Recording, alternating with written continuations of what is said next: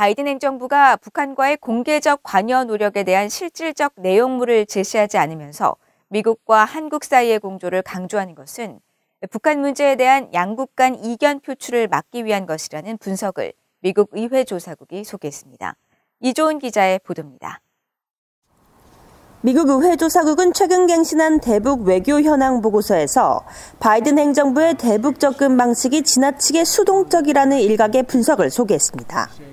미국 관리들은 줄곧 북한과 조건 없는 만남을 제안했고 공은 북한에 있다는 말을 해왔다는 겁니다.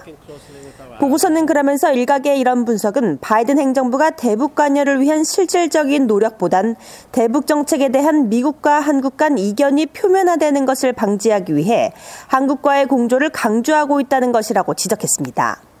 보고서는 또 북한의 김정은 국무위원장이 가까운 시일 내에 핵과 장거리 탄도미사일 실험에 대한 일방적인 유예 조치, 즉 모라토리엄을 파기할 것이라는 분석이 많다고 강조했습니다. 특히 북한은 단거리와 중거리 탄도미사일 실험을 재개하면서 올해 초 무려 7번의 시험 발사를 강행했다며 북한은 계속 군사력을 향상하고 전 세계에서 사이버 공격을 수행하고 있다고 분석했습니다. 또 북한은 2019년 5월부터 10여 차례 단거리 탄도미사일 시험 발사를 단행하면서 미사일의 안정성과 정확성을 향상하고 영내 미사일 방어 체계를 격퇴할 수 있는 능력을 향상하고 있으며 2021년 1월 전술 핵무기 개발과 미사일의 다탄두 장착, 대륙간 탄도미사일 ICBM의 정확도 향상 계획도 밝혔다면서 이런 목표를 달성하려면 추가 실험이 필요할 것이라고 지적했습니다.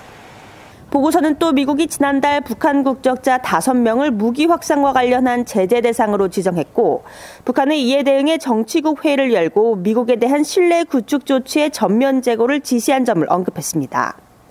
그러면서 북한이 거론한 신뢰 구축 조치는 핵과 장거리 탄도미사일 실험에 대한 모라토리엄을 언급한 것일 수 있다고 평가했습니다.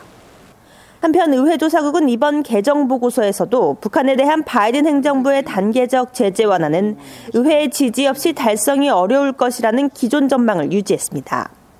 그러면서 미북 대화가 재개되면 바이든 행정부가 점진적 제재 완화와 단기간 내 북핵 단계적 폐기에 초점을 맞추는 것이 이점이 있는지 미국 의회 내에서 논쟁이 있을 수 있다고 전망했습니다.